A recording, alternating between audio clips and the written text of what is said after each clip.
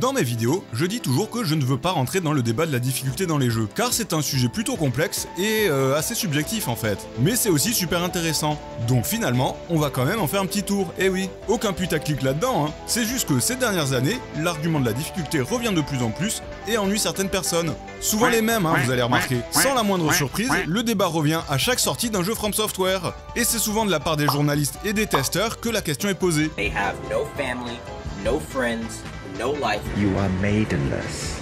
Faut-il un mode facile pour Elden Ring? Faut-il un mode facile pour Sekiro? Faut-il un mode facile pour Dora l'exploratrice? Ils demandent un peu trop à ce que les développeurs se mettent à leur niveau Au-dessus, c'est le soleil. afin de leur donner une chance de finir le jeu dans les temps, histoire de sortir le test et avoir plein de vues. C'est facile à dire pour toi, roi Gaboder. Encore toi, confiance? Qu'est-ce qu'il y a cette fois? Mets-toi donc à la place des testeurs. Eux ont des contraintes de temps pour faire leurs tests. On est en 2023 et toi tu viens de tester Prey, qui date de 2017. Tu vois où je veux en venir ou non? Ah ouais, non, c'est vrai, c'est pas faux. Ok, mais comment tu justifies ça?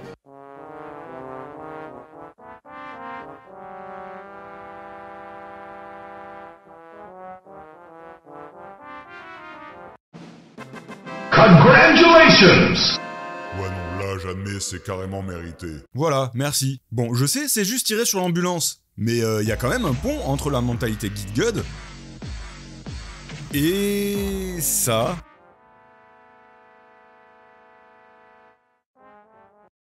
Bon du coup, on va commencer par une évidence. La difficulté n'est pas universelle. Certains auront beaucoup de mal avec un jeu de stratégie, mais pourront défoncer le mode hardcore de Doom. Dans ce cas, c'est peut-être au développeur de choisir sa cible. Je pense qu'il faut dès le début d'un projet se poser la question, qui est notre public cible? Car on n'équilibre pas Animal Crossing comme on équilibre Ultra Kill.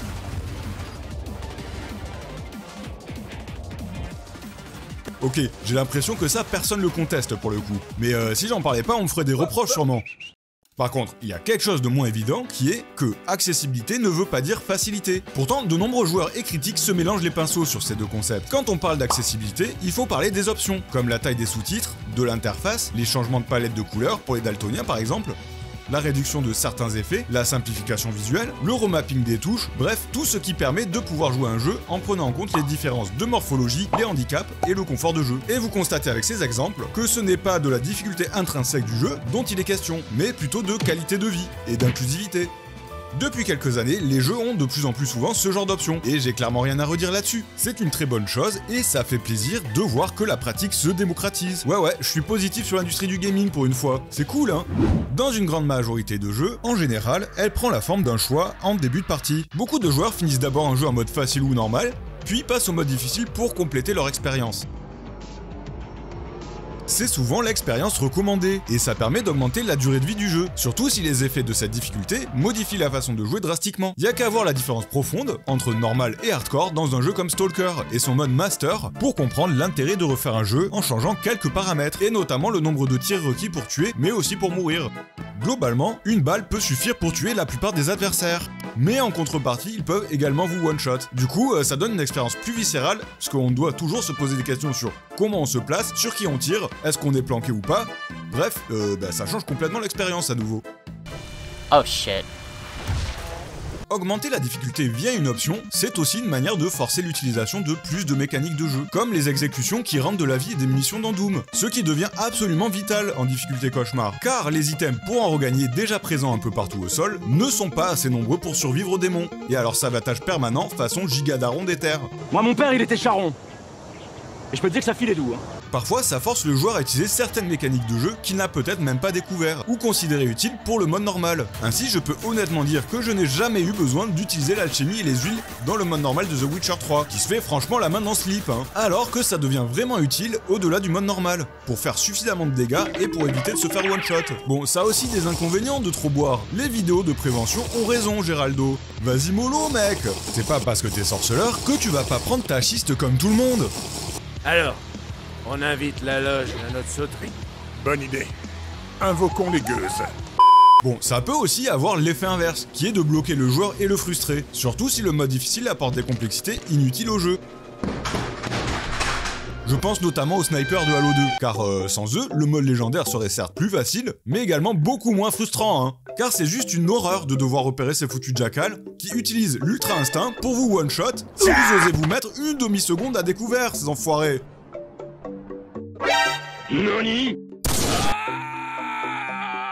Personnellement, j'ai vite arrêté d'essayer de finir le jeu en légendaire, alors que ça m'avait pas rendu aussi fou dans le 1 ni dans le 3. Pourquoi vous avez fait ça, Bungie ? Le pire étant les jeux qui font les montagnes russes du challenge. Et oui, car il arrive qu'un jeu ne soit pas bien testé et que les développeurs laissent certains passages qui sont absolument imbitables et frustrants. C'est généralement dû à une montée soudaine de la difficulté, comme si on était dans les années 80 et que l'on passait d'un niveau 1 raisonnable à un niveau 2 qui, d'un coup, a plus rien à voir en termes de challenge. C'était d'ailleurs en général pour augmenter la durée de vie artificiellement. Je rappelle que les jeux de l'époque pouvaient se finir en moins d'1 heure, et coûtaient souvent plus cher qu'aujourd'hui. Du coup, fallait bien gonfler la durée de vie pour éviter qu'une horde de gamins en colère râle sur leurs parents et fonce sur Toys R Us tous les 2 jours. Et s'il y a une conversation sur la difficulté d'un jeu, je pense que c'est sur son équilibre global qu'il faut se poser le plus de questions. Et là, on n'est pas sorti d'affaire, hein, je vous le dis, car chacun peut avoir un avis différent sur la question. N'hésitez pas à donner le vôtre d'ailleurs en commentaire si vous le souhaitez. Si possible de manière constructive, hein. Je rappelle que l'on n'a pas 10 ans ici. Enfin normalement, hein. Et qu'on peut donc actuellement avoir des conversations correctes sur internet. Si, je vous jure, des fois ça arrive. Je disais donc qu'avoir des pics de difficulté exagérés dans un jeu, s'ils ne sont pas volontaires, c'est juste du foutage de gueule. Et y a même pas de débat à avoir. Il est donc important pour un jeu d'offrir une courbe de difficulté qui monte progressivement pour éviter la stagnation et l'ennui. Mais en même temps, il faut le faire avec précaution et pragmatisme pour éviter de frustrer les joueurs en les bloquant trop longtemps. Bon, et qu'en est-il des puzzle games, ou des jeux qui demandent un minimum de réflexion? Parfois, on peut bloquer sur certaines énigmes, ou sur un level design pas évident. Heureusement, les développeurs pensent aux joueurs et intègrent des outils spécifiques, comme dans Ocarina of Time avec la pierre à potin, ou les codes de couleurs comme le jaune, des obstacles sur lesquels on peut s'accrocher dans Uncharted, pour éviter de paumer le joueur. Voire même à l'utilisation de la lumière, comme on le voit souvent dans Dark Souls. Au pire, ça amène parfois à expliquer l'énigme et comment la résoudre, plutôt que de faire confiance aux joueurs. Et ça, de nombreux AAA récents en sont victimes. C'est Pseudoless qui a inventé l'expression, mais elle colle plutôt bien, la marmonarration. Horizon Forbidden West et God of War Ragnarok en sont de parfaits exemples. Tellement on se fait harceler en permanence par les personnages du jeu qui expliquent sans cesse aux joueurs ce qu'ils doivent faire. Perso, j'appelle ça prendre les joueurs pour des cons, et en même temps, tu te demandes si les développeurs ont pas raison à ce sujet.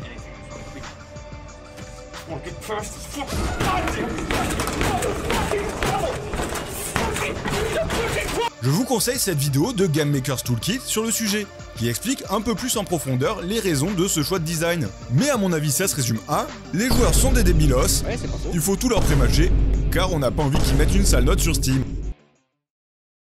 Les jeux d'infiltration, que je considère comme des puzzle games, doivent également adapter leur IA, qui serait ultra punitive, sans une série de défauts volontaires. Quand on entend quelqu'un dire que Splinter Cell est trop facile, c'est surtout car l'IA est bridée par les développeurs pour éviter de se faire spotter de manière injuste, ce qui est ultra énervant.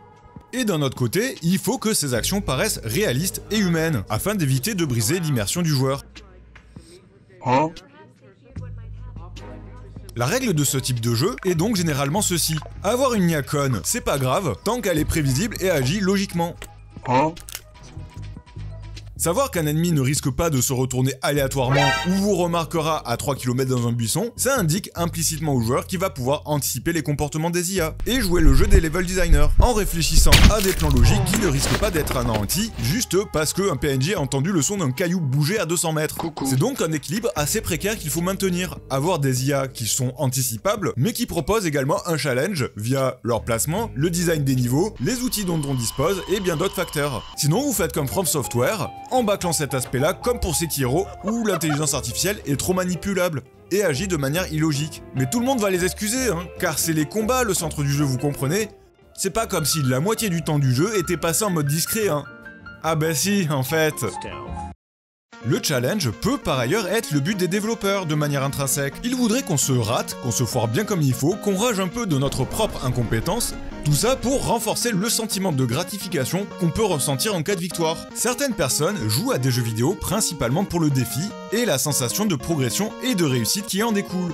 C'est un peu le cas de votre majesté d'ailleurs, et c'est pour ça que j'ai arrêté les jeux Pokémon depuis un bail, car je ne pense pas être le public cible a priori, hein, vu la difficulté.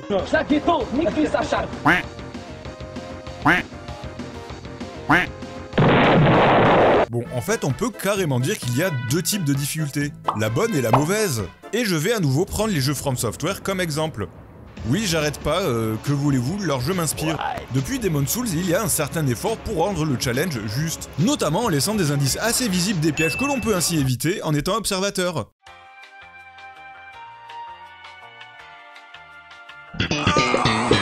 Et l'équipe en charge du développement est restée raisonnable sur les placements des ennemis, pas trop nombreux ou pas trop forts pour compenser leur nombre.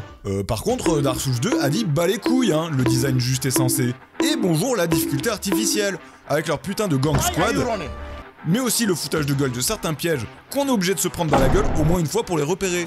Rentre la canette dans ton cul, fils de pute. Mention spéciale au putain de manoir d'Aldia et ce couloir de ses morts avec des murs qui pètent sans qu'on nous donne le moindre indice que ça risque d'arriver. Même les vieilles de l'intro se foutent ouvertement de votre gueule, en mode « Tu vas crever, c'est normal, have fun !»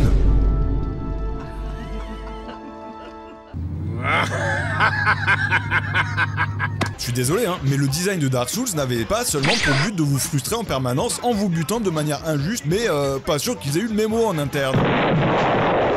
Et c'est pareil pour de nombreux jeux qui tentent de copier cette formule d'ailleurs, n'est-ce pas Lord of Fallen? Ou plutôt Lord of Fallen Asleep.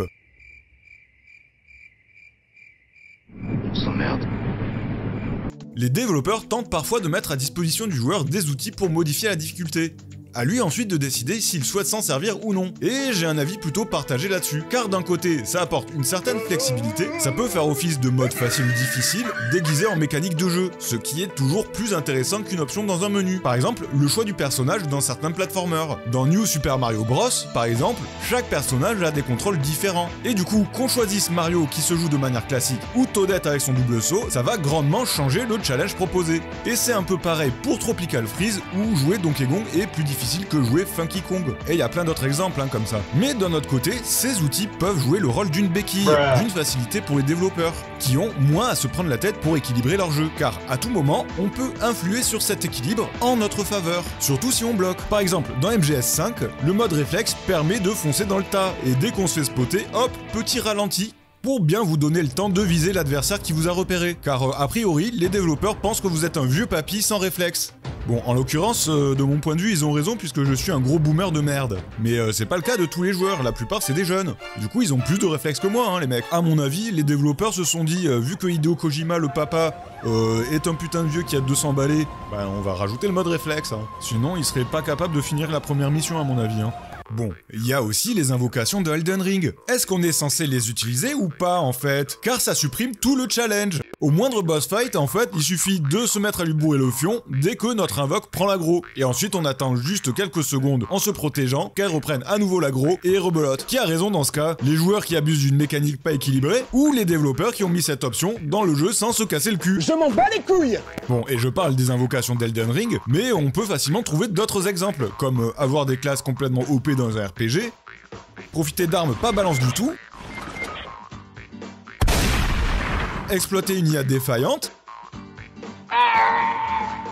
Tous ces exemples, ils font tâche, car en plus, ils ruinent votre immersion dans le jeu. Et je vais pas m'arrêter là, hein.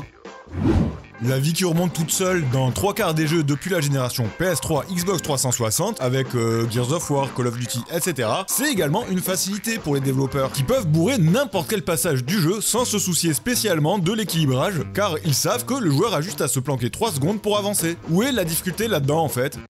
Il y a aussi le cas des Metroidvania. Prenons Logi en personne, Symphony of the Night. Dans ce Castlevania, les développeurs ont tenté de lisser la progression du joueur, en lui donnant l'option de prendre des niveaux, car tuer des ennemis rapporte de l'XP, et chaque niveau améliore toutes vos stats. Tout le reste du jeu est issu du gameplay classique des Metroid-like, mais en permettant le leveling, certains joueurs pourront tout de même progresser dans le jeu, même s'ils sont bloqués un petit peu par moment par une zone difficile, ou par un boss un peu compliqué à battre. Enfin ça, c'est s'ils farment. Et vous voyez sûrement où je veux en venir. Ça dilue le challenge voulu au départ, en mettant l'emphase sur un gameplay chiant, qui est de faire des allers-retours dans une salle pour tuer des ennemis en chaîne et faire de l'XP jusqu'à level up. Franchement, je trouve pas ça très positif comme système. Mais bon, c'est clairement la volonté affichée par les développeurs, et c'est quelque chose qu'on voit un peu trop souvent aujourd'hui. Pour le coup, c'est assez subjectif, et votre opinion diverge peut-être de la mienne. C'est juste que quand on lui donne la possibilité, le joueur va généralement choisir la méthode la plus efficace et non la plus amusante. Et je trouve ça dommage de donner cette possibilité du coup, car ça amenuise le challenge voulu par les développeurs au départ. Heureusement, on peut balancer tous ces systèmes que je considère contre-productifs par des exemples de jeux qui incorporent également des outils pour modifier la difficulté, mais qui, je trouve, le font avec beaucoup d'élégance. Et de plus, ne ruinent pas le challenge prévu par les designers. Dans les jeux de Masahiro Sakurai, à qui l'on doit entre autres Kirby, Kid Icarus et bien sûr Show me your moves! on choisit de la difficulté en début de jeu via une jauge. Plus on augmente cette difficulté via la jauge, plus le jeu devient corsé, mais plus on obtient de récompenses en retour. Par contre, perdre fait diminuer automatiquement le niveau de difficulté petit à petit à chaque essai. Et je trouve ce système quasiment parfait, car il encourage à monter le challenge pour avoir plus de récompenses, mais il ne bloquera pas le joueur si celui-ci échoue au niveau qu'il a choisi, puisque ce niveau va baisser à chaque essai raté. Il y a aussi les jeux de combat qui, depuis un moment, ont mis en place des systèmes d'auto-combo. Les puristes auraient pu râler, mais ça n'est jamais le cas presque. En fait, l'objectif était sûrement de rendre les jeux de combat fun pour des novices, en leur permettant de faire des moves stylés et efficaces, sans corrompre l'exigence nécessaire pour faire les vrais combos qui sont généralement plus efficaces.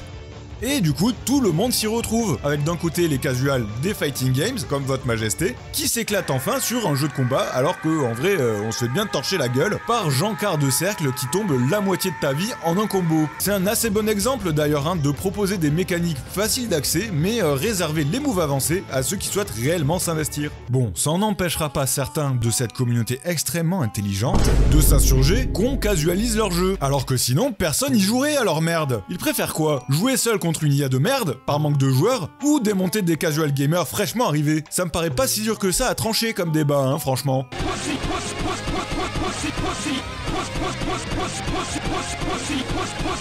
De notre côté, le cas de Céleste est également intéressant. On a un jeu qui parle de dépression, enfin moi c'est ça que j'ai compris, peut-être que c'est de la merde ce que je dis, et des difficultés de la vie, en faisant un parallèle avec l'ascension d'une montagne. Mais pourtant le jeu a une pléthore d'options pour rendre le challenge plus facile, comme des systèmes à base de ralenti progressif, ce qui de mon point de vue est certes bienvenu pour ceux qui galèrent à finir un platformer, mais personnellement j'ai du mal à faire le lien en fait, entre l'histoire racontée et le gameplay, car sans challenge et difficultés rencontrées, le message de base me paraît bien hors sujet. Comment je vais me faire détruire moi pour avoir critiqué ce jeu ? A l'opposé, il y a des jeux que plusieurs personnes en ligne considèrent comme cryptiques et pas clairs, simplement parce qu'ils n'ont pas été attentifs lors des tutos, et se sont donc bloqués quelque part. Mais peut-on réellement considérer ça comme la faute du joueur? Car après tout, le meilleur tuto c'est celui qui est invisible, mais qui permet aux joueurs de s'approprier les différentes règles et les mécaniques de jeu. De mon point de vue, oui, ça fait partie de la difficulté d'un jeu, la faculté de s'approprier les codes et mécaniques. Suffit de voir Dark Souls, oui, à nouveau, qui, sans indication d'autres joueurs, est quand même assez difficile, car on ne connaît pas forcément le fonctionnement du jeu. Et c'est donc difficile d'anticiper son build, le chemin optimal à emprunter, certaines finesses comme les iframes des roulades, l'optimisation du poids de l'équipement, et j'en passe. Enfin, il y a les systèmes de difficulté adaptative, souvent invisibles aux yeux des joueurs, qui peuvent être plus ou moins bien pensés, avec en exemple où c'est bien pourrave, Oblivion, car les ennemis augmentent de niveau et d'équipement aussi vite que le joueur. Du coup, à quoi bon gagner des niveaux ? Merci Bethesda, encore une mécanique de jeu inutile. Bethesda, studio surcoté par excellence. D'ailleurs, à tous les coups, Starfield, ça va être de la giga merde. Vous avez vu le trailer? On dirait qu'ils ont fait coucher ensemble Fallout et No Man's Sky. Et je dis ça, mais ça serait insulter No Man's Sky. Je déconne, il est pas sorti le jeu. On remettra son atomisation à plus tard. Et en bon exemple, il y a MGS5, avec les ennemis qui s'adaptent selon votre approche. Par exemple, si vous faites souvent des headshots, ils vont se mettre à porter des casques. Vous leur foncez dessus, ils vont prendre des boucliers de CRS. Envie d'utiliser des grenades soporifiques, ils mettront un putain de masque à gaz. Et c'est assez bien pensé, puisque ça s'intègre au jeu sans paraître artificiel. Et des exemples comme ça, il y en a un paquet. Par exemple, il y a Resident Evil 4 qui implémente ce genre de système. Et si on me l'avait pas dit, j'en aurais jamais eu conscience. Plus globalement, il y a quand même une volonté d'aider le joueur, sans prémâcher le challenge. Et on utilise donc parfois des techniques quasiment impossibles à remarquer pour lisser cette difficulté. Ainsi, dans beaucoup de FPS, les ennemis loupent le joueur de manière volontaire au premier coup de feu. Et dans Doom 2016, quand on n'a plus beaucoup de vie, les ennemis font de moins en moins mal. C'est donc super bien pensé, car c'est une méthode qui ne nécessite pas d'être explicite pour le joueur.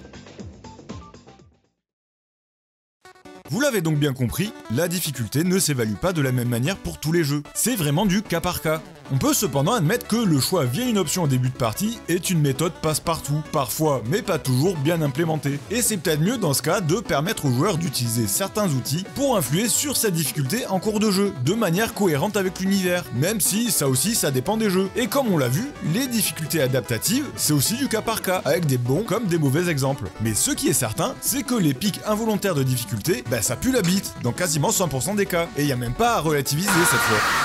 L'autre truc qui est certain, c'est que chaque jeu a son public cible, ou en tout cas devrait en avoir un. Et l'on n'aura pas le même niveau de difficulté global entre un Sekiro et un Zelda. Normalement, hein. Et ça c'est un problème, mais seulement quand les développeurs ne sont pas assez clairs quant à leurs propositions, et bouffent à tous les râteliers le cul entre deux chaises, plutôt que de se concentrer sur un public cible plus petit, mais également mieux défini.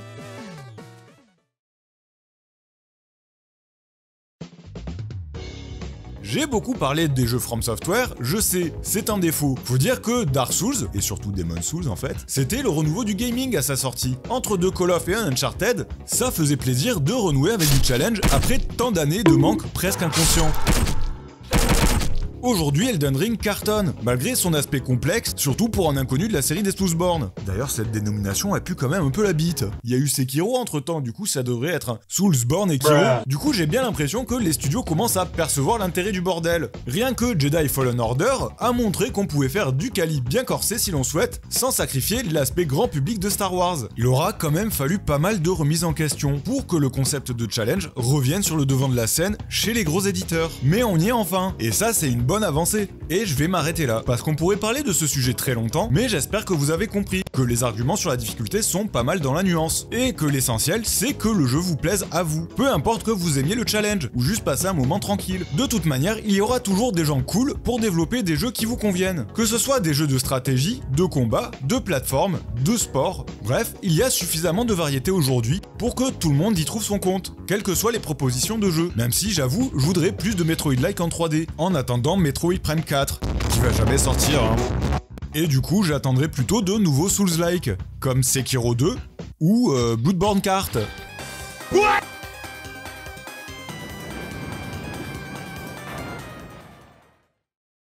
Eh, attendez un peu, je voulais vous raconter ma vie moi. Je sais que vous vous en foutez, mais vous imaginez pas le temps que j'ai perdu à attendre de pouvoir enregistrer cette vidéo. Je pense que mon voisinage est légèrement bruyant. Juste un peu, hein. Alors forcément ça n'aide pas hein, d'être interrompu en permanence quand je m'enregistre. Et ça commence un peu à m'énerver. Oh ça m'énerve. Du coup, pour m'empêcher de péter les plombs tout seul chez moi, ça serait bien que vous vous abonniez. Et oui, en effet, c'est du forcing ce que je fais. Heureusement, ayant un excellent public, magnanime et cordial, il ne m'en tiendra pas rigueur, et au contraire me félicitera dans les commentaires. N'est-ce pas? Non? Ok.